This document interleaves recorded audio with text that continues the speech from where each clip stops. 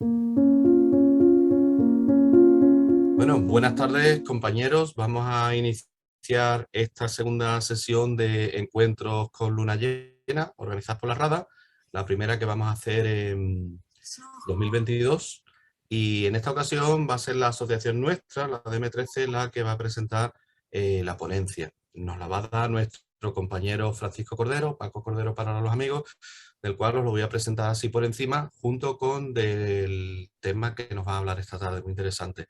Bueno, Francisco Cordero Cuenca, Pacoco para los muy amigos, estudió ingeniería industrial desarrollando su actividad profesional como director de ingeniería en una importante constructora nacional con sede en Madrid. Fue máster en astronomía y astrofísica por la Universidad Internacional de Valencia, hizo curso de planetología y astrobiología en la Escuela de Geología y Red Española de Planetología y Astrobiología, REDESPA, hizo un curso de astrobiología en el Centro de Astrobiología, el CAB, investigó sobre calidad y evolución del cielo. Una presentación. ¿El qué? ¿Perdón? Investigó sobre calidad y evolución del cielo en la Reserva Biológica de Doñana a través del CSIC. Fue presidente de la Federación de Asociaciones Astronómicas Cielo de Comellas. También fue presidente y vicepresidente de nuestra Red Andaluza de Astronomía, la RADA, y fue profesor de astronomía y astrofísica en el aula de experiencia de la Universidad de Sevilla. Precisamente en este aula de experiencia fue donde impartió esta charla que hoy vamos a disfrutar. El título de la charla es Los libros del saber de la astronomía y las tablas alfonsíes. Su contenido es eminentemente histórico, ya que conmemoramos el 800 aniversario del nacimiento de este rey, el cual nació en Toledo y tiene una estrecha vinculación con Sevilla, ya que allí vivió y murió. Aparte de su labor conquistadora y política, optó por el trono del Sacro Imperio Romano. Destaca su labor intelectual al crear, participar y dirigir las escuelas de traductores de Toledo, traduciendo tratados griegos y árabes y recuperando parte del saber de filósofos, matemáticos, médicos y astrónomos andalusíes. En esta charla expone el alcance de los conocimientos de los grandes astrónomos andalusíes, que mediante estas traducciones al latín se transmitieron a los círculos científicos europeos, alcanzando hasta el Renacimiento. Consta que Nicolás Copérnico encargó una segunda edición de las tablas alfonsíes y luego fueron traducidas hasta la aparición del Revolutionibus. Sin más preámbulos, os dejamos con nuestro compañero Pacoco o Francisco Cordero. Bueno, buenas noches a todos. Bueno, como en la introducción ya se ha tratado el tema de lo que vamos a hablar. Y bueno, pues esta intervención siempre hablamos de temas técnicos, de observación, de astronomía, pero considero que también hay que tocar la historia de la astronomía, que es muy curiosa y muy estimulante, ¿no? Porque es una ciencia que se remonta a los tiempos muy primitivos. Yo creo que fue la primera ciencia que existió. Se conmemora, como ya ha dicho Alberto, el 800 aniversario del nacimiento de Alfonso X, Alfonso X el Sabio, que nació en Toledo en 1221. Era hijo de Fernando III y de Beatriz de Suabia, y fue rey ya con 31 años, en 1252. Los conocimientos de la afición que tenía por la astrología, tenía varias aficiones y tal y cual, y literaria y tal, ya hablaremos de eso, pero tenía afición a la astrología y eso le llevó al campo de la astronomía, con lo cual pues se traducieron muchísimos libros, tratados escritos en árabe, se tradujeron al latín y al romance y se transmitieron por el resto de Europa. Bueno, voy a compartir la pantalla.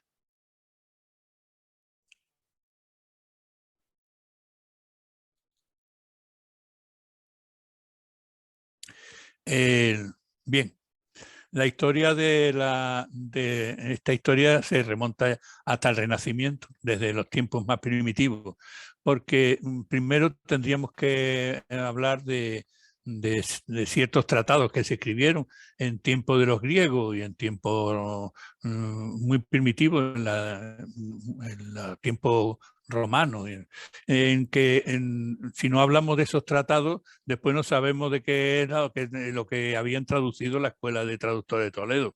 Hay que hablar del Sintalas, del Almagesto y ciertos tratados que hicieron desde los indios hasta los musulmanes, que fueron todos los que se fueron traduciendo en Toledo.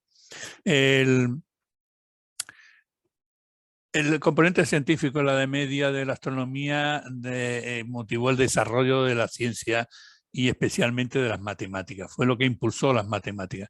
La astronomía es un conocimiento muy antiguo que viene desde tiempos muy primitivos, porque servían para medir los ciclos de tiempo, los almanaques lunares de 28 días. Aquí los podemos ver en distintos grabados en piedras.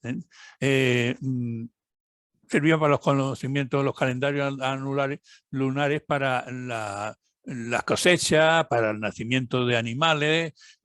O sea que la astronomía fue de base como una medida del tiempo, fundamentalmente. Para medir el tiempo, midiendo los cambios que se observaban aquellos hombres en el cielo, cambios periódicos que les servían como base a medición. También le sirvió para situar nuestra posición en el universo, el macrocosmos, y para explicar los fenómenos más próximos de la Tierra, el microcosmos. Hay libros de tablillas de Mesopotamia donde se fijan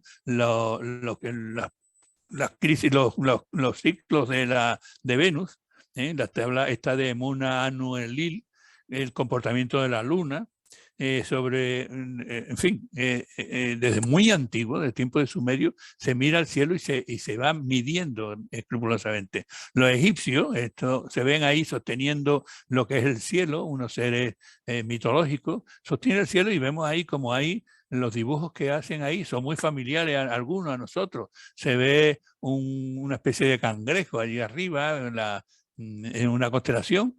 Se ve un toro, un león, dos gemelos, o sea, se coinciden con muchas de las figuras que nosotros reconocemos en el cielo ya en tiempos de egipcios, ¿no? En cuanto a la medición del tiempo, ellos establecen los meses, los años de 12 meses, de 30 días, añadiendo unos cuantos más para llegar a los 365, y las estaciones que coincidían con la inundación, el crecimiento, las cosechas, en fin, lo que era más usual para ellos, ¿no?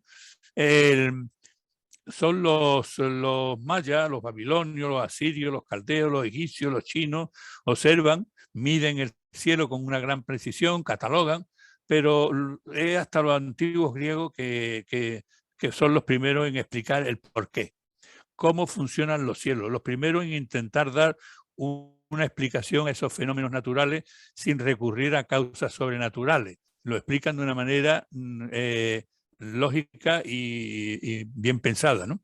El primer científico fue Tales de Mileto. Rompe con la mitología y explican pues, los cambios del mundo, del cielo, mediante explicaciones naturales. Siempre ha apoyado en hipótesis naturalistas.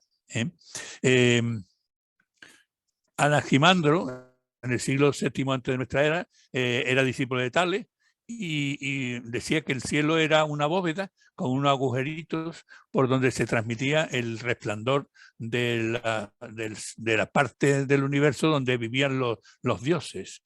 Aquí en este grabado del Renacimiento se ve a este hombre atravesando esa bóveda. En los libros de Alfonso X el Sabio veremos que hay un tratado sobre la octava esfera, que es esa bóveda celeste donde están todos esos puntitos. Hasta la época de Alfonso X el Sabio llega el tema desde antes de Cristo. Pitágoras, el gran matemático, nos dice que el círculo es el cuerpo perfecto y por lo tanto la esfera, por lo tanto la Tierra no es plana, es esférica, por una simple deducción filosófica, ¿no? Y que los planetas se mueven en órbita alrededor de la Tierra. Se trata del geocentrismo. El centro del universo es la Tierra. El universo, lo que ellos conocían universo, o sea, todo lo visible en el cielo. No, por supuesto no tiene el conocimiento que tenemos ahora del universo. Sin embargo, ellos consideraban que el centro debía ser la Tierra, porque aquí estábamos nosotros. Filolao, a final del siglo V, antes de nuestra era, era alumno de Pitágoras y decía que la Tierra, sin embargo, se mueve. Fue el primero que dijo que la Tierra se estaba moviendo, que no era centro. y que los eclipses de luna eran debido al paso de la sombra de la Tierra sobre la luna, ¿no? Y que era una serie de etapas o de niveles que después otros filósofos lo clasifican. Aristóteles, que era el filósofo de la perfección, decía que los cielos eran perfectos, inmutables, allí no cambiaba nada, ¿eh? Nada, nada estaba sujeto a corrupción. Y el cielo estaba estructurado en una serie de esferas transparentes, en cada una de las cuales estaba un planeta, ¿eh? Y que la Tierra, por supuesto, estaba en el centro de toda esa esfera. Y los movimientos de esfera desde arriba para abajo pues proyectaban un poco el destino de los hombres, ¿eh? Algo de mitología o de astrología, ¿no? Escribe libros como el Geocentrismo de Caelo, el Éter. Desde luego influyó muy mal en la ciencia Aristóteles. Todo lo que predijo, que habló de ciencia, se equivocó. Acertó muy pocas cosas. Se dice que sus doctrinas científicas retrasaron la ciencia hasta 1000 años. Sí, pero era por el principio de autoridad. Él lo ha dicho Aristóteles y esto es verdad. Y bueno, algunas cosas son muy discutibles, ¿no? El hombre empieza a preguntarse por el orden, el tamaño, las distancias. Este dibujo sobre la clasificación de los cielos, podemos ver en el centro la Tierra, después viene la Luna, después en la siguiente esfera estaba Mercurio y Venus, después del Sol. Curiosamente, el Sol estaba, el Venus y Mercurio estaban entre la Luna y el Sol, porque claro, pasaban por delante, ellos se habían dado cuenta, entonces no tiene más remedio que estar el Sol detrás. Después, a continuación, viene Marte, Júpiter y Saturno. Ya no se conocían más planetas que Saturno. Los demás se descubrieron a partir del siglo XVII hasta el siglo XX, ¿no? Y por encima de Saturno, pues había otra esfera, la última esfera, que es la octava esfera, donde estaban todas las estrellas, ¿eh? La octava esfera, en la que escribe Alfonso X el Sabio, el tratado de la octava esfera. Se trata de las estrellas. Dice aquí una leyenda: el cielo, celum empireum habitaculum Dei et omnio electorum, el cielo, imperio y habitáculo de Dios y de todos los elegidos. Seguía pensando que por detrás de la estrella pues estaba Dios y todos los santos y tal. En fin, Eratóstenes, todos conocemos el tema de Eratóstenes, que que por medio de un obelisco calculó el diámetro en la circunferencia de la Tierra, pensando que la Tierra no es plana, es redonda. Luego le dijeron que había un pozo donde se reflejaba el sol determinados días de año. Luego el sol estaba perpendicular al fondo del pozo y pensaba, si la Tierra es plana, un obelisco situado en Alejandría a unos 800 kilómetros, pues no proyecta sombra. Efectivamente comprobó que sí proyectaba sombra. Luego la Tierra es curva, es esférica, mediante el ángulo que forma, calculó, hizo una regla de 3 y le salió, se equivocó en un 1% el tamaño de la Tierra. O sea, desde el tiempo de Eratóstenes se sabía, o sea, alrededor de 200 años antes de nuestra era, se sabía que la Tierra era esférica y encima se conocía su dimensión. O sea, de eso de que la Tierra era plana, todavía hay quien habla de la Tierra plana, ¿eh? Pero se sabía ya hasta la dimensión.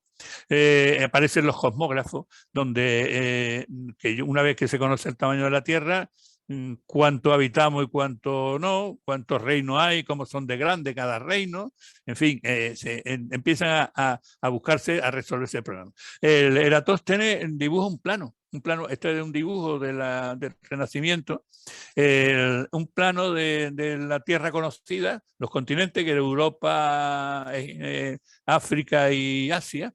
Y ese plano, ahí se ve España a la izquierda bastante deformada, unida con Francia. Las cosas están muy deformadas en ese plano. Incluso la India, fijaros a la derecha, como la India está horizontal, está muy alargado todo. Siempre se ve el Nilo, siempre, la península arábica, y el África pensaban que tenía una vuelta por ahí debajo. Estrabón ya después de 20 y tantos años después de Cristo copia, aquí se ve una copia exacta del plano anterior, pero se ve en España, qué curioso, el Guadalquivir, el Guadiana, en Portugal se ve el Tajo, se ve el Ebro, se ven bastantes ríos, se ven ya un poco más definidos, pero la figura, en fin, es la misma y además muy estirada, extremadamente estirada. Con lo cual, sí, como anécdota, bueno, el plano de Toscanelli, 400 años después o 500 años después, pues es el mismo. Lo único que se incorporan algunos dibujitos, se ve ahí el Gran Khan en la China, y que, bueno, esto lleva mucho que ver con la familia veneciana de los que estuvieron en China buscando riqueza, que se corrió la noticia por toda Europa y había que ir a buscar especies y la riqueza que estaban en aquel lado. Este plano fue el que usó Cristóbal Colón. Si la tierra habitada es todo esto de ancho, que sigue estando estirado, y sabemos de la circunferencia de la Tierra, luego la parte de atrás, que es el mar, es más corto. Luego yo, yendo por detrás por el mar, dijo Colón, pues llego rápido a la China, ¿no? No era verdad. El mapa estaba muy estirado, el mar era mucho más grande y encima había un continente en medio, ¿no?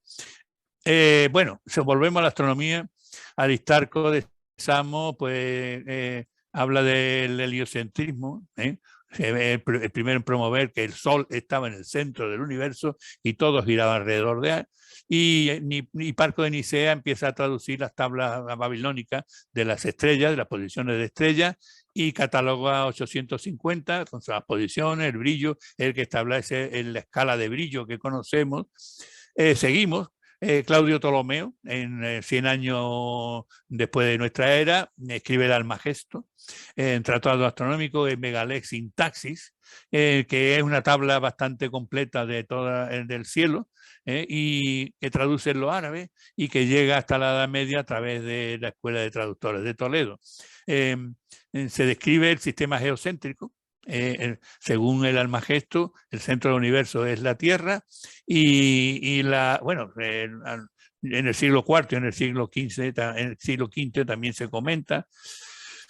En Grecia, la cultura griega está en la parte de la península griega. Alejandro funda Alejandría en el año 331 y allí un Ptolomeo, un rey egipcio, un Ptolomeo II, crea un museo, las musas protectoras de la cultura, y en la que hay una biblioteca donde se recoge todo el conocimiento cultural y científico griego y de Siria y de Persia y de la India y de Egipto. Era el centro donde se guardaba todo el conocimiento humano de aquella época.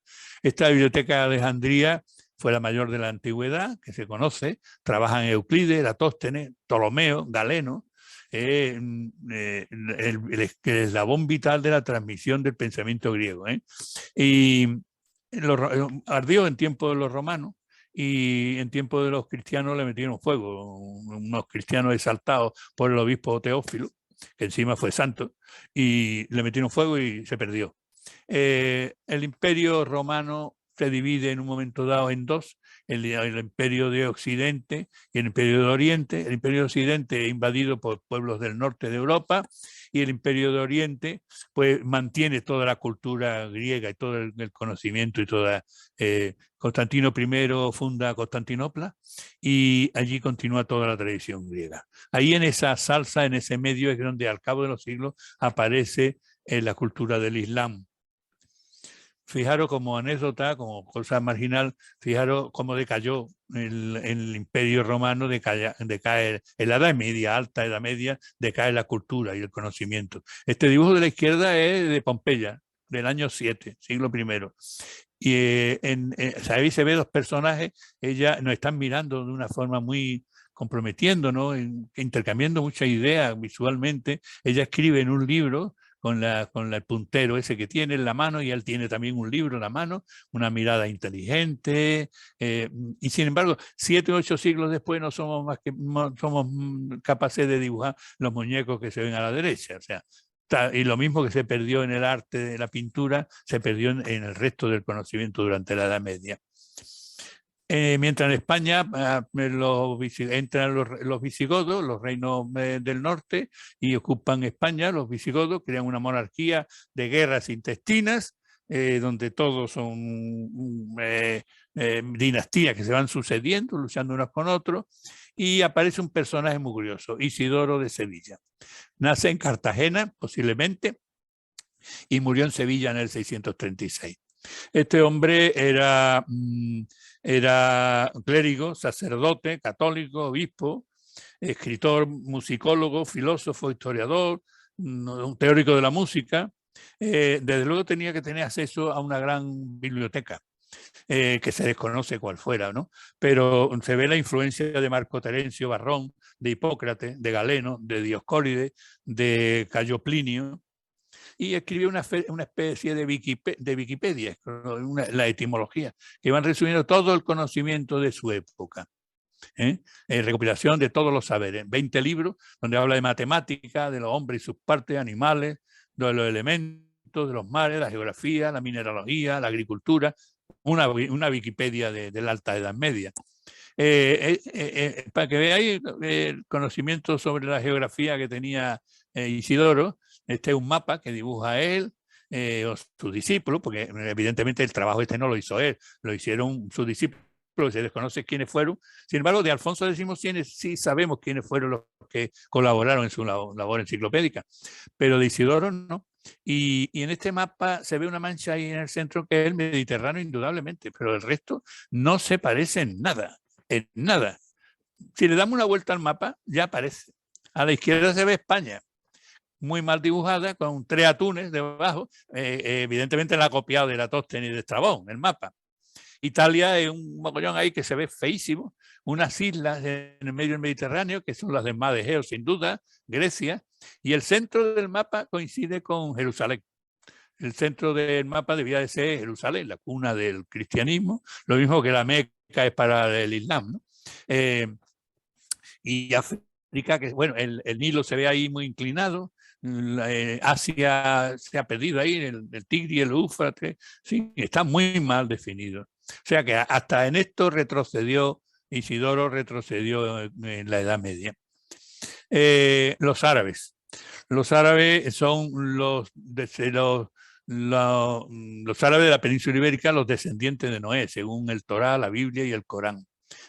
Surge en el siglo VII de la era cristiana, con las predicaciones de Mahoma, que se recogieron en el Corán, y tuvieron una dinastía, los omeyas y los abasidas. Después los omeyas reinaron primero, los abasidas los destronan, e incluso a la familia las persiguen y las matan, ¿no? Y un califa, al-Mamún, el 7º califa, crea una casa de la sabiduría, una especie de biblioteca de Alejandría, donde se va recogiendo conocimientos también ahí en Bagdad. Una tradición que se va siguiendo ahí, recogiendo el Almagesto, los elementos de Euclides, de Ptolomeo.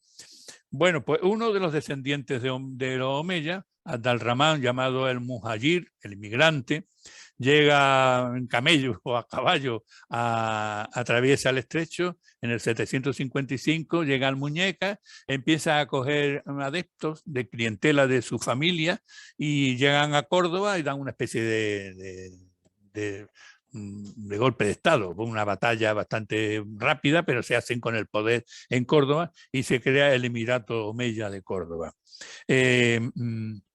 Bien, de estos emiratos, pues al principio son una guerra entre los musulmanes que han invadido España y hasta Abderramán II no se calma la cosa, porque sus socios, los que iban con ellos, los árabes del norte de África, pues eran otra gente distinta, otra cultura, aunque eran musulmanes, pero hay una guerra entre ellos hasta que se estabiliza un poco la cosa. Llega Abderramán II en el año, alrededor del año 800, que es el momento del esplendor de la cultura de Al-Ándalus. Empiezan a venir de Siria poetas, filósofos, músicos, matemáticos, astrónomos, astrólogos. En la mezquita se crea una universidad, la madrasa, y enseguida Abderramán II hace traer a Córdoba todos los libros que se puedan encontrar en Bagdad. Un personaje curioso, haciendo un paréntesis. Abu al-Hasan Ali ibn Nafi Siryab.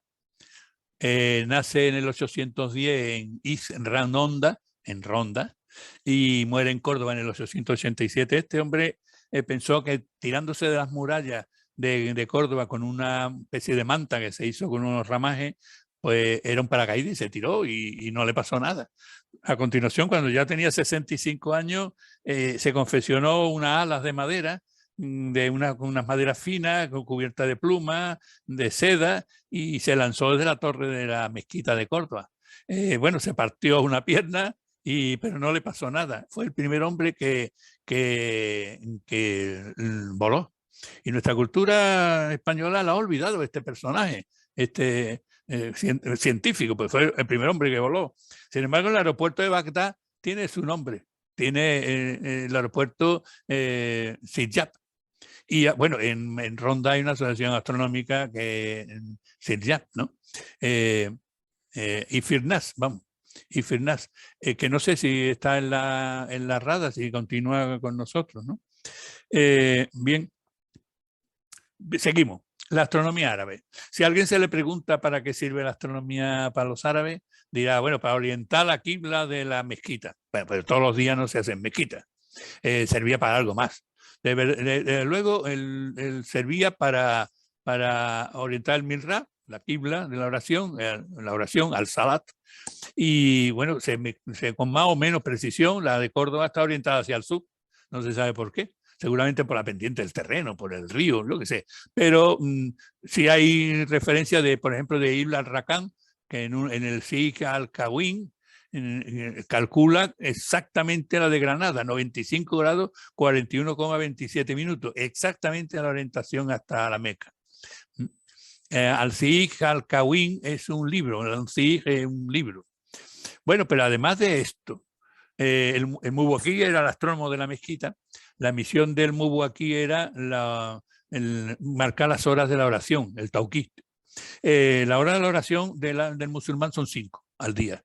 Y entonces tenía que marcar las horas. Bueno, pues se dice la hora y ya está. Pues no, porque las horas, igual que en los tiempos romanos, el día, desde el amanecer hasta el atardecer, se dividía en 12 horas.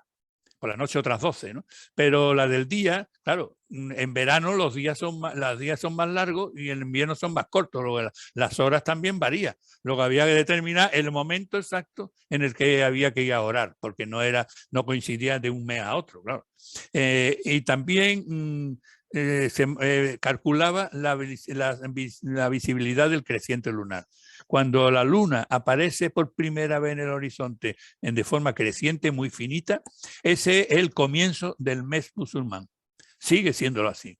Con lo cual, el astrónomo tenía que calcular con anticipación cuándo iba a aparecer ese primer creciente para empezar a marcar el mes, ¿no? Pero además eso no se podía hacer a todo lo pasado, tenía que calcularlo, tenía que tener un buen conocimiento del movimiento lunar, los ciclos lunares, para poder marcar los meses, y todos los meses, los 12 meses, sigue marcándose así todavía.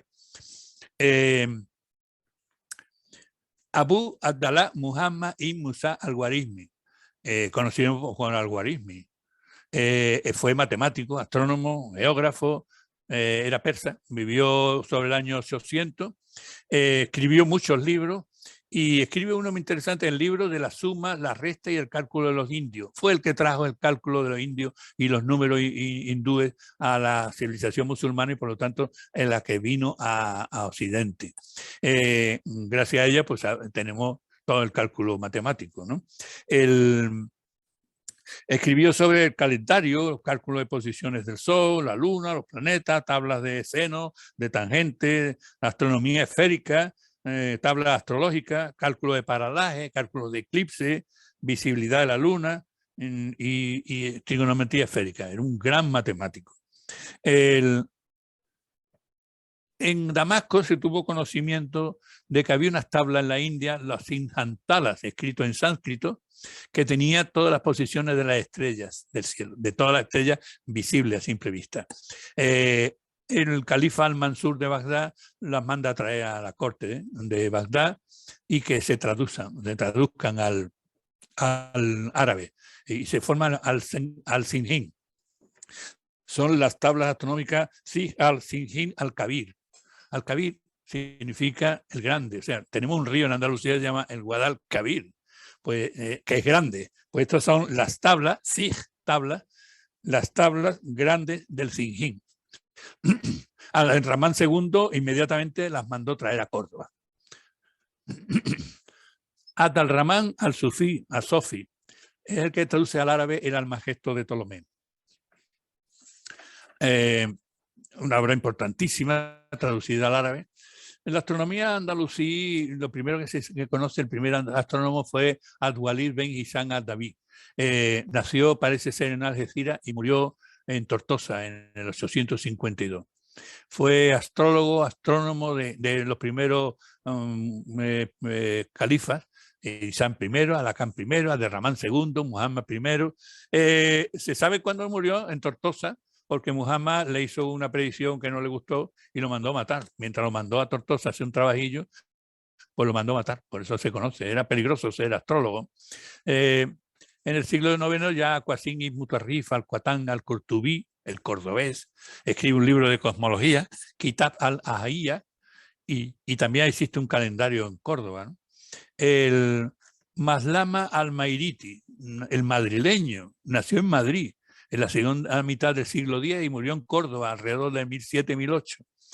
Vino huyendo del centro de España, cuando las conquistas cristianas, y fue el que cogió las tablas de Al-Khwarizmi y las tradujo, la adaptó a la longitud, a la latitud de Córdoba. Había que adaptar las tablas a cada latitud, claro. Y trae a Córdoba el Sinjin, que le encarga que traigan el Sinjin de Persia.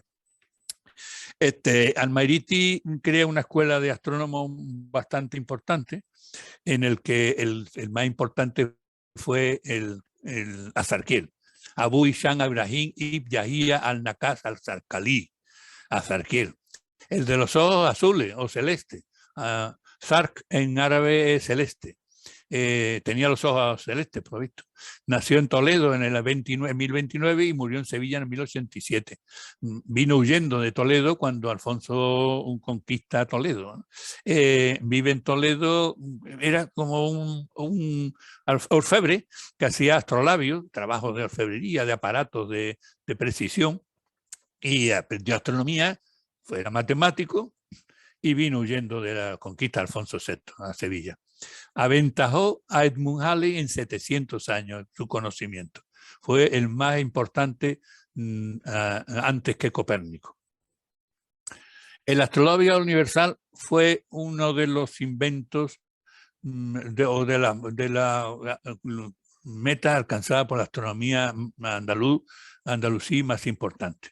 Este aparato, que fue inventado, por supuesto, parece que en Grecia, muy anticipado, y después se usó por los musulmanes, servía para medir la altura. Esto es como este de cartón que tenemos para buscar las estrellas, el círculo chiquitito, el que marca la posición de la estrella en el cielo, que son las puntitas esas que hay ahí. Y después sirve para medir alturas de estrellas. La azafea, esto es una azafea, el Azarquiel hace un tratado de la Azarquía, Al-Safija, Al-Zarqaliyya, y después ya le fue mejorado en las Turlab al-Mamuni, y la lámina de invaso, le cambiaron la lámina de atrás, era intercambiable, de manera que podía servir para cualquier posición en la Tierra, con lo cual, incluso en el mar. O sea que hicieron un astrolabio universal.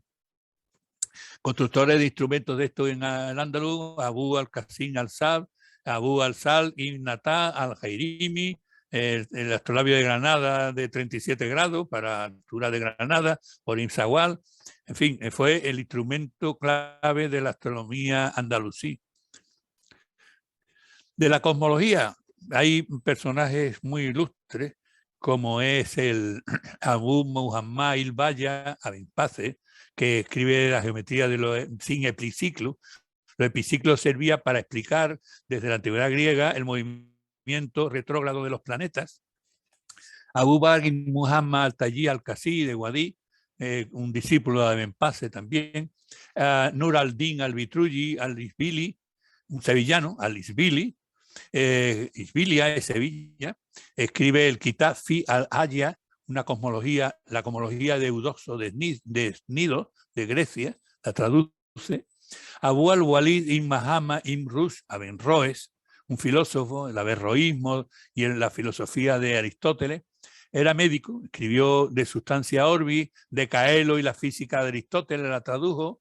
Era tolemaico, pensaba que el centro del universo era la Tierra, y tenían una hipótesis planetaria muy curiosa, porque cuando un planeta se aproxima, se acelera, atraído por otro planeta exterior, pues le llamaban el deseo, el saúk, y cuando se retrasaba al alejarse, le llamaban el retraso, el taxir, y eso le tenía filosóficamente, le llamaban los ímpetus neoplatónicos, la pérdida de la velocidad, una teoría muy curiosa. También hay otro aquí, Qasim al-Mutarri al-Qatán, que escribe el Kitab al-Ajia, el Kitab es un libro, Kitab, sobre cosmología. O sea, hubo importantes cosmólogos en Andalucía, pero ya se pierde en 1031 el califato de Córdoba se fragmenta definitivamente en los reinos de Taifa, y esta desmembración significa el inicio del declive político y cultural de Al-Ándalus. Alrededor del siglo XII hubo varios intentos de reunificación, tanto por parte de los almorávides como de los almohades, pero no aportaron nada a la cultura. Fueron guerreros y ya está. Ni siquiera en tiempo de los nazaríes de Granada se consiguió alcanzar la hegemonía cultural de la Córdoba de los Omeyas. Un personaje curioso, otra cosa al margen. Herberto d'Aurillac nace en Auvernia, en Francia, en 945 y muere en Roma el 12 de mayo de 1003. Viene a Sevilla y a Córdoba, estuvo aquí viviendo cierto tiempo y se quedó fascinado con la ciencia árabe, la ciencia infiel.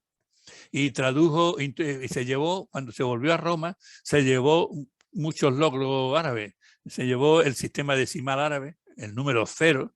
En principio la iglesia el número 0 no lo aceptó muy bien, no le pareció muy bien, porque el 0 significa el vacío, la nada, el no Dios. Y eso no, cuidado. Después tuvo que transigir porque eran necesarios para poder calcular. Con los números romanos no se pueden hacer operaciones aritméticas, con los números hindúes sí, y con el número 0, que también es imprescindible. También se llevó ábacos, relojes, astrolabios. Pues este Herberto de Aurillac, que estuvo en Córdoba y en Sevilla, fue el Papa Silvestre II, que es el 39º Papa de la Iglesia Católica, que murió en 1003. Bueno, en la Edad Media aparecen los monasterios, los scriptorium. Los monasterios tenían un escritorio, bueno, el ejemplo más evidente, el principal es Santa María del Ripoll, en Gerona, del siglo X, que eran benedictinos, y tenían un escritorio donde los monjes escribían a mano, copiaban a mano, le pedían otros monasterios españoles o europeos, le pedían libros importantes de la cultura griega, de los filósofos griegos, de ciencia, que se los prestaran o que se los copiaran. Los monjes a mano los iban copiando, poniéndole unos bonitos grabados, unas letras capitales muy bonitas, y se fue transmitiendo la cultura a través griega y clásica a través de los tratados árabes. Y por esto, en estos escritorios, recordar el nombre de la Rosa, la novela y la película aquella, donde hay un escritorio donde trabajan los frailes copiando los libros antiguos. En 1085, Alfonso VI conquista Toledo. Era uno de los centros culturales más importantes de la Europa occidental y eran pioneros de la conservación de la cultura grecolatina, traduciendo textos árabes y judíos, y esta traducción al latín de estos textos de ciencias naturales, de matemáticas, de astronomía, de relojería, y aparte de filosofía, se transmiten por toda Europa. Aquí aparecen un tal Domingo Gundisalvo y Johannes Hispalensi de Sevilla, Hispali de Sevilla. Johannes Hispalensi nació en Sevilla, no sé cuándo, murió en Toledo en 1180. Y bueno, hay un arzobispo, el arzobispo Raimundo de Toledo, que pensaba que para comprender a Aristóteles, que era lo que precedía al catolicismo, estaba muy basado en la filosofía aristotélica, pues para comprender a Aristóteles había que leer los estudios filosóficos de los árabes, los estudios que habían hecho sobre Aristóteles los árabes. Entonces necesitaba traducir al árabe. Se busca al Gundisalvo, que era arcediano de Cuellar, y Gundisalvo se busca a Juan Hispalense, Juan Sevillano, que ese sí sabía leer el árabe, y con este pues empiezan a traducir libros, ¿no?, del árabe, ya en Toledo en tiempos de Alfonso VI. Traducen a Avicena un tratado de astronomía de Abu Mashán al-Bakali, los elementos de astronomía de Al-Farghani, la aritmética de Al-Khwarizmi, el astrolabio de Al-Qasim, el Imaginabius de Tabiz el-Qurra, es decir, que empiezan ya desde tiempos muy avanzados a las traducciones de estos libros. Aparece un personaje aquí, hermano de Cremona, en latín Gerardo Cremonensi, que nació en 1114, posiblemente murió en Toledo, y alrededor de 1144, cuando él tenía unos 30 años, aparece por Toledo buscando una copia del Almagesto de Claudio Ptolomeo para traducirlo. Rápidamente Raimundo de Toledo, aquel obispo, Gerardo de Toledo, Raimundo de Toledo, lo capta para que empiece a traducir otros tratados, bueno, tradujo un montón de tratados.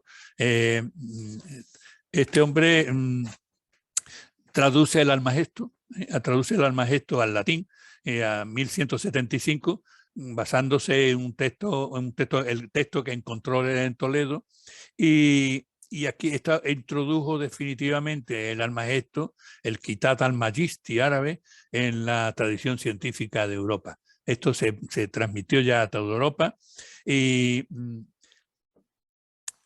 aquí vemos la copia en árabe en una página, y está de la derecha una copia ya en tiempo de la imprenta, que empezó a mediados del siglo XV, donde se habla del Almagisti.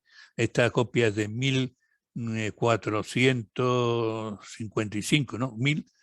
1455. Además del Almagesto, traduce un compendio de matemáticas del Al-Khwarizmi, la meteorología y la física de Aristóteles, los elementos de Euclides, de Caelo, la física y la meteorología de Aristóteles, la astronomía de Javier Lafla, la óptica de Al-Kindi, el canon de medicina el canon, el Kitab al-Tib de Al-Masuri, la enciclopedia de medicina de Avicena, una compilación médica de Yahil Safarrún, el tratado de Azarquiel, de Incurra, de Albano Musa, del Farghani, de Al-Farabi, de Al-Racine, es decir, tradujo un montón de libros del árabe este hombre. En los círculos científicos occidentales, por este trabajo, pudieron empezar a leer toda la sabiduría que se escondía en los libros escritos en árabe. Alfonso, dado que en Europa conoció este trabajo a través de los árabes, muchos nombres clásicos de las estrellas vienen de nombre árabe, registrados en estas obras que se traducían, aunque algunas alteraciones, se cambiaron algunas cosas.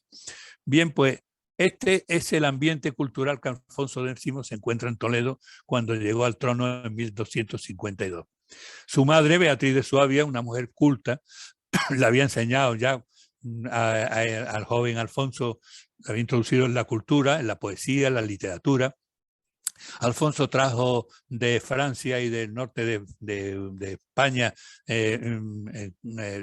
poetas y cantores a su corte. Él escribió algunas lores a la Virgen María y tal, y se convirtió en mecenas de todos los que de todos los que traducían obras al castellano o al latín. Como tenían inquietudes astrológicas, en todas las obras que se tradujeron, pues él introdujo también los textos astronómicos árabes para traducirlo. Entre ellos, pues lo más importante fue las tablas alfonsíes, escritas en Toledo entre 1252 y 1272. Fue elaborada por un equipo formado por Said Andalusí y Yehuda ibn Moshe y Isaac ibn Sid a partir de las tablas astronómicas de Azarquiel, los cánones azarquelis. La primera decena estaba escrito, según figura en el texto, la primera decena del cuarto centenario del segundo millar de la era de César, contando desde la era de César. Se perdió el manuscrito original y hay una copia en la Biblioteca Nacional. La tabla alfonsíe contiene unas tablas astronómicas que se realizaron en Toledo. ¿Sí? Se comprobaron la medición en Toledo desde el 1 de enero de 1252 hasta 1272. Parece ser que desde el Alcázar Galiana y bueno, figuran los movimientos de cuerpos celestes, la eclíptica, posiciones precisas de estrellas. Aquí podéis ver una tabla de Tabulae Astronomicae de 1492, Predie Calenda. Es que la parte de arriba no lo leo, que me lo tapa un letrerito de esto.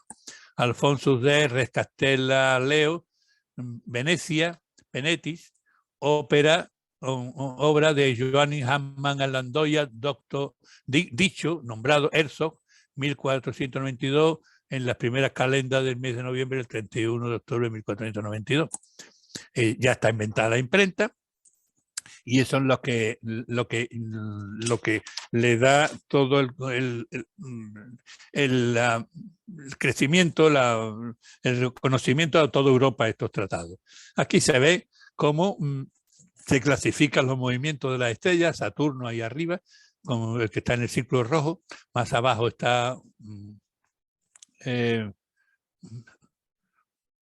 la relación del Sol y la Luna de Júpiter, y más para abajo está también la Luna. Bueno, están puestas las coordenadas por meses y por épocas, depende de la época. Claro, es que son las épocas, se medían, las eras, no se medían en la Edad Media como nosotros, desde el nacimiento de Cristo, sino que es de referencia a algún emperador, algún rey. La primera es Radit Diluvio, desde el diluvio. Del rey Nabucodonosor se lee también. El siguiente, del rey Felipe de Macedonia. De Alessandro Magno, su hijo.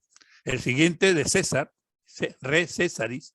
El siguiente ya de la época cristiana, Re Incarnación. Y ya de Diocleciano, de Albigero, de Hildegard, que no sé quién es, y de Alfonso Regi, el rey Alfonso, es la última. La última referencia siempre en la tabla es del tiempo del rey Alfonso. Estos cálculos se hacen pensando de una posición geocéntrica del universo, según la doctrina de Ptolomeo en el siglo II.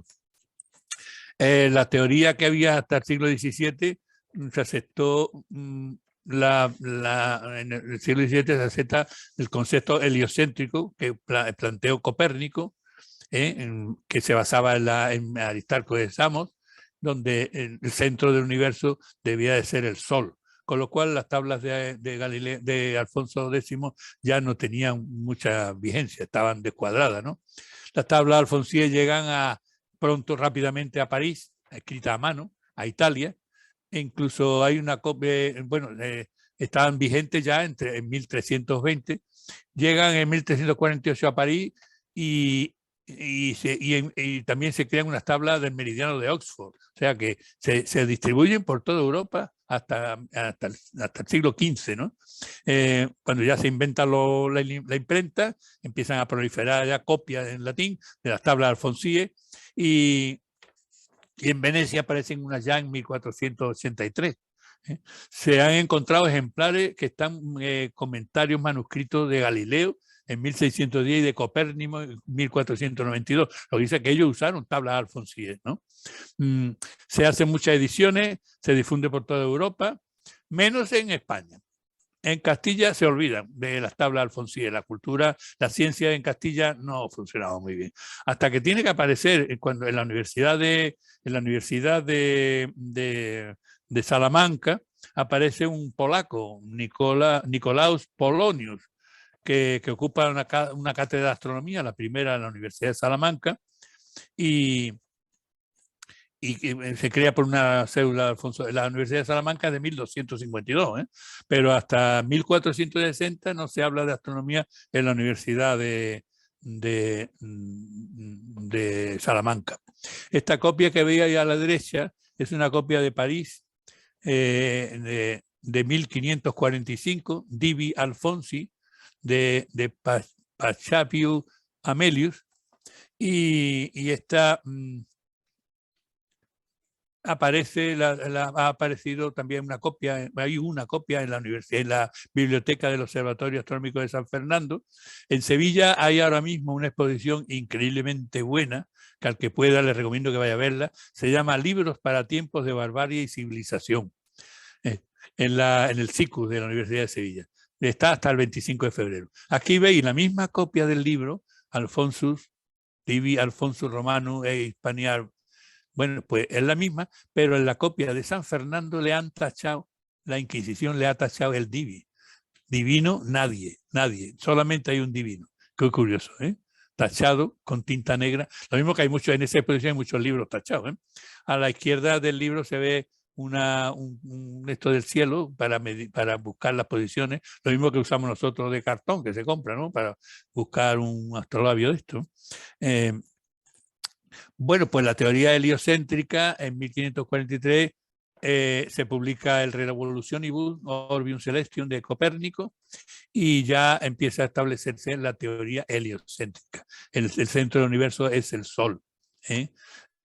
Tardó algún tiempo en adaptarse, pero las tablas alfonsíes siguieron siendo vigentes porque se discutía si sí, si no, y lo usaron se usó hasta el extremo de la reforma, las tablas alfonsíes para reformar el calendario gregoriano de 1582 por Gregorio XIII, con el astrónomo Cristóbal Clavius, ¿no? Es una historia muy curiosa que sería para una conferencia completa.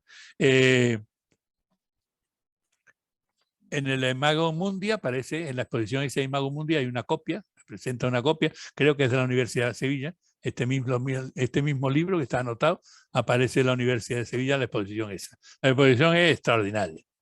Bueno, pues las tablas alfonsíes se quedan desfasadas porque son heliocentristas. Se han sustituido por las tablas rudolfinas que hizo Kepler, discípulo de Tycho Brahe. Las observaciones que hizo Tycho Brahe del cielo, pues Kepler las fue volviendo en fórmulas, ¿no? Y se hicieron las tablas rudolfinas. Entonces ahí ya se consideraba el heliocentrismo. Ahí se ve a la derecha la Rudolfi Astronomicarum, parte tercera, toda la posición de estrella clasificada.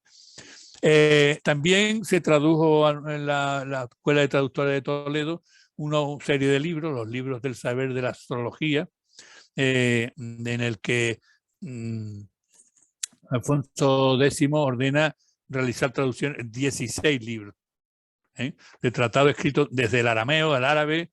Los traducen Yehuda Cohen y Guillermo Arremón en 1276-1279.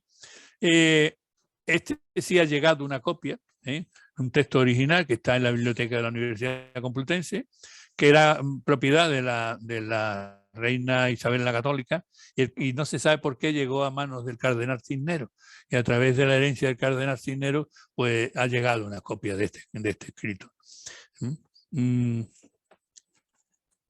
La primera parte de la colección es el libro de las figuras de las estrellas que son fixas en el octavo cielo.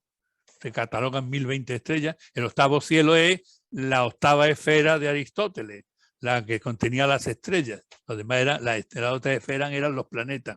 Y en la segunda parte pues son libros de instrumentación, como el libro de la Alcora, o sea, el astrolabio, el libro del astrolabio redondo, o sea, la esfera almilar, la que es una esfera, la que está en el escudo de Portugal, vamos.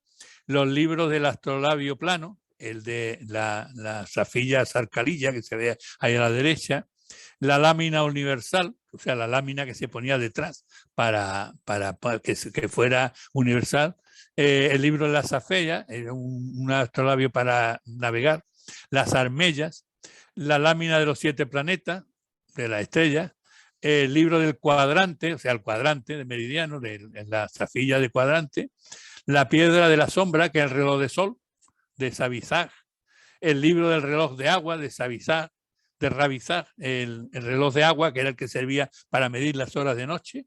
Como no había sol, se medía con un reloj de agua. Y el libro del Palacio de las Horas, también hablando sobre las horas del día y de la noche. Y el libro del reloj de la candela, de Samuel Leví de Toledo, que se usaban relojes de noche, o el hidráulis, el reloj de goteo de agua, una serie de gotas que iban cayendo, iban bajando el nivel, marcaba la hora de noche, o el reloj de la candela, que era una vela que tenía una serie de bolas de plomo pinchadas, perfectamente calibradas, y caían en un plato de bronce por la noche y ¡plum! Daba la hora, y las 12 horas de la noche. Bien, pues los nombres astronómicos proceden mucho del árabe, del libro de las figuras. Por ejemplo, este de Altair, al nacer Altair, significa el buitre volante. El Ras al-Agwe, la cabeza de Ofiuku, la constelación de Ofiuku, Ras es cabeza en árabe, Ras al-Agwe o Ras al-Agua, la cabeza del encantador de serpiente. El Escorpio, Akrab, el Escorpio, también viene del árabe. Bien, hay presencia de judíos en España también en aquella época que trabajan para Alfonso X. Abraham Ben Sakut era de Salamanca, estudió astronomía y astrología en Salamanca con el polonio aquel, fue profesor en Zaragoza, escribe Ibn Jubur al-Gadol, unos cánones de tabla, en un almanaque perpetuo, un libro sobre eclipses, y salió huyendo de los reyes católicos, de los judíos que expulsaron los reyes católicos, se fue a Portugal y de allí también lo echaron y terminó en Tánger. Bueno, pues por último, en los patios del Alcázar de Sevilla corre un rumor. Mientras Alfonso contemplaba las cosas celestiales, perdió las terrenas.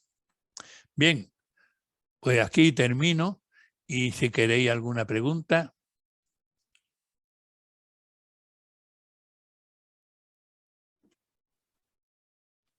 Hola. Hola. Muchas gracias, Paco. Venga, no sé si me he extendido mucho. 1 hora, está bien. Está perfecto, ¿eh? Yo suelo hablar mucho. Que lo diga Alberto, que sabe que yo me empiezo a hablar y hablar y no me para nunca. Bueno, es un estudio muy curioso de la influencia que tuvo la astronomía andalusí en el resto de la cultura científica europea. No solo la astronomía, sino la medicina, la farmacia, aparte de que los libros filosóficos hubiera, pero los libros científicos pues salieron de aquí, de Toledo, de Córdoba y de Sevilla. Yo sí quería comentar algo y preguntar, ¿por qué esto no es tan conocido a nivel, digamos, de instituto? ¿El qué? Todo el conocimiento que había en Andalucía en la época del Andaluz. Ah, bueno, que ¿por qué no son conocidos? Porque tenemos, es que mira, los musulmanes, el reino musulmán, España eran 5 o 6 reinos, ¿no? Castilla, León, Navarra, Aragón, Portugal y Al-Ándalus, que nunca nos hablan en la historia de Al-Ándalus. Y además con la importancia que tuvo, ¿no? Mientras los de arriba no se lavaban, los de Andaluz tenían baños públicos y tenían filósofos y científicos. Y sin embargo se han quitado. Cuando los Reyes Católicos entran en Granada, se quemó una biblioteca de 300.000 ejemplares en la plaza de Vilrambla. Y se dijo, incluso se escribió, creo que fue el cardenal Cisneros, escribió que ya nadie hablará más de estos temas de musulmanes, pensando que aquellos musulmanes eran extranjeros, ¿no? Serían extranjeros los primeros que vinieron, además no vinieron muchos, porque atravesar el estrecho 300.000 musulmanes era imposible. ¿Cuántos barcos necesitaba? Vendrían 100 como mucho en cada barco, o 40, 50 caballos, ¿no? Y lo que pasa es que después generaciones y generaciones de hispanos de aquella época se convirtieron al Islam, eran musulmanes o no, o eran judíos o eran cristianos durante por lo menos el califato de Córdoba, y sin embargo aquí hablamos de que son como extranjeros, ¿no? Y lo mismo hablamos de los romanos también, los romanos en España, que no, que vinieron romanos, hubo guerra romana en España, pero los hispanos de aquella época se romanizaron y eran españoles también. Y bueno, y la cultura romana pues fue cogiendo raíces en España, pero la cultura musulmana es que se echó completamente, se ignoró completamente como la judía, ¿no? De hecho, fíjate qué cosa más curiosa, a América no iba ningún árabe ni ningún judío. No se habla nunca en la conquista de América de árabes ni de judíos españoles. Siempre se fueron hacia el resto de Europa, hacia el centro de Europa y hacia el fondo del Mediterráneo, igual que los musulmanes, al norte de Marruecos, y se consideran extranjeros. Qué curioso. Por lo tanto, en nuestra historia, en lo que se enseña en los institutos, no se habla de esa gente, fueron invasores. Es una lástima, No, ¿verdad? hombre, cuando está demostrado, por lo menos, que la cultura astronómica, por gran parte de ellos ya la conocían anteriormente a la época moderna incluso. Figúrate, gente muy, muy, muy introducida, muy avanzada en astronomía, ¿no? Muy avanzada, como era el Mayrit y Azarquiel. Azarquiel es muy famoso. Azarquiel es un astrónomo muy famoso. Y que si no llega a ser por Alfonso X y su afición a la astronomía, astrología, que iba unido, pues se hubieran quedado ahí en el libro, ahí enterrados en medio del desierto del Sahara. Hay muchos libros musulmanes ahí de Al-Ándalus, de Granada y de Córdoba y de Sevilla, ahí en biblioteca musulmana de Marruecos. Hay libros en la Universidad de Toledo y la Universidad de Madrid y en Cataluña también. En la Biblioteca de Cataluña también hay libros en árabe de aquella época, ¿no? Se han conservado. Pero se han estudiado poco en realidad en la universidad. Incluso se discuten muchas cosas sobre la influencia o la convivencia de árabes, de las tres culturas, lo que se llama de las tres culturas. Se discute mucho. Sobre todo historiadores conservadores hablan mucho de que no existió esa tolerancia. Ahí hay mucha tela que cortar. Pero es curioso hasta dónde se profundizó en la agricultura, en los regadíos, en las plantas, en la farmacia. Todo eso lo fueron recogiendo esos monasterios, en la farmacia de los monasterios, qué curioso. Los libros que traducían aquellos monjes, el libro aquel de la novela esa del nombre de la rosa, donde el bibliotecario que era ciego y además era de Burgos, sabía perfectamente árabe y no permitía a los otros frailes que leyeran a Aristóteles. Porque Aristóteles es el que empezó a mover un poco la cultura precristiana, ¿no? Y eso no lo podía permitir el fraile aquel, ¿no? Le metió fuego a la biblioteca, la película es preciosa y la novela más todavía. Bueno, un poquito de historia a nuestros quehaceres de astronomía. Sí. Alejandro, ¿sabes si hay algún modelo de astrolabio colgado en STL? Yo no entiendo muy bien la pregunta. ¿STL qué? ¿Se refiere a algo de impresión 3D? ¿El qué? No lo sé. El STL es un formato de modelo 3D que sé que muchos museos cuelgan sus adquisiciones para que lo vean todo el mundo y a veces incluso lo puedan descargar y replicar. Que sería interesante, no sé, a nivel de la RADA, si no existe una biblioteca de archivos, podríamos colgar los instrumentos. Y recargamos las láminas, lo replicamos con diseño 3D y hacemos como una biblioteca virtual para quien lo quiera. Claro, interesante. No lo había visto yo nunca. Sí, es cierto que digamos que Francisco Gálvez con Aula del Cielo, él ha hecho astrolabios y está a disposición en su página web, y Esostrato también ha hecho astrolabios, pero para imprimir en 3D no lo sé, no lo había visto nunca. Habrá que buscar. El astrolabio era un instrumento que se utilizaba por muchas cosas.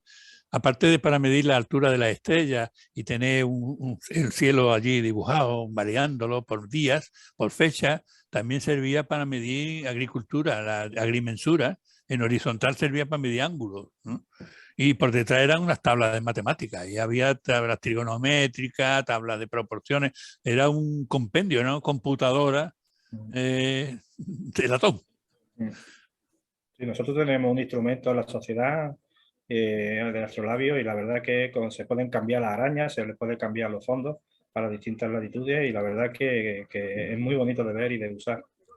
Y aprender no es fácil, ¿eh? Hay que tener también cierto conocimiento. Claro.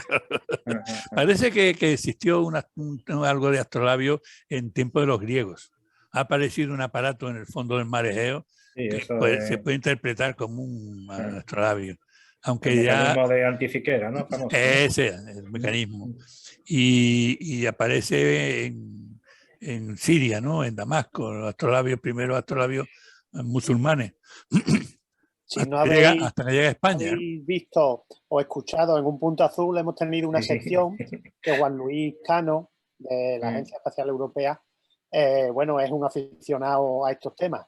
Y tenemos 6 vídeos en YouTube, aparte de en audio, que podéis ver la historia tan bonita del mecanismo de Anticythera. Sí, sí. Y lo titula El mecanismo de Anticythera y los números primos, porque es increíble cómo usan las matemáticas, bueno, aparte de la tecnología que hay detrás, que parece increíble, ¿no? Que en aquella época fueran capaces de hacer esos discos con esos dientes, ¿no? Con números primos, imposible o muy difícil de dividir esas circunferencias para hacer esa. Entonces, si tenéis ocasión, entrad en Magallanes, Jerez, y veis el mecanismo de Anticythera. Un poquito de publicidad, ¿eh? Bueno, hombre, para eso estamos. Oye, que muy interesante, ¿eh? Muy interesante, ¿eh? Sí, bueno, una pregunta, Paco. Que es un enamorado del tema y se la ha estudiado, y bueno, es increíble porque habla desde el punto de vista matemático y de la construcción, pero después de la historia, de quién lo hizo, quién lo pudo hacer, toda una serie de tramas, como una película de intriga, ¿no? Uno de los últimos capítulos. Bueno, me voy a perdonar, pero me voy a despedir, que me tengo que ir, ¿vale? Gracias, Paco, por todo. Una pregunta, Hablar Paco, del astrolabio si es para una conferencia, sola del astrolabio. Hay verdaderos tratados del astrolabio, ¿sabes? Mira, por ejemplo, uno. Un tratado sobre astrolabio de una tal Azucena Hernández Pérez. La Universidad de Madrid tiene desarrollado mucho ese tema creo que es de historia, ¿no? Y habla de todos los tipos de astrolabios, de cómo se dividían, de cómo estaban hechas todas las mediciones. Bueno, es para hablar entero de una conferencia sobre el astrolabio. Paco, buenas tardes. Una pregunta. Hola. Mira, soy Antonio González de Astromares, así que, bueno, ha sido un placer conocerte aquí telemáticamente. Mira, a mí me gusta la astronomía, lógicamente, por eso estoy en la asociación, pero bueno, también he descubierto la historia de la astronomía. Y me ha llamado la atención lo que has comentado creo que ha sido sobre Azarquiel, cuando dices que se adelantó a Halley en su época, en 700 años. El adelantarse, ¿qué quiere decir? ¿Que Azarquiel ya predijo que los cometas eran periódicos? Sí. La periodicidad de los cometas ya la predecía. Incluso se predijeron cosas que no se llegaban a captar, como que también astrónomos árabes predijeron un poco las leyes de Kepler, la intuían. Azarquiel intuyó las leyes de Kepler por el movimiento, y curiosamente que eran cosas y lo de los cometas, Claro, está basado también en las leyes de Kepler, ¿no? El movimiento de un cuerpo alrededor del Sol y lo intuían, ¿no? Fueron capaces de definirla porque no tenían herramientas para eso y trabajaban a simple vista, al ojo desnudo, ¿no? Sin ningún tipo de instrumento, o sea, unas noches muy claras, claro, y llegaban a conclusiones como precesión de los equinoccios. Porra, ¿cómo se ve eso a simple vista viendo el movimiento de la estrella, la precesión de los equinoccios? Llegaban a conclusiones increíbles, increíbles.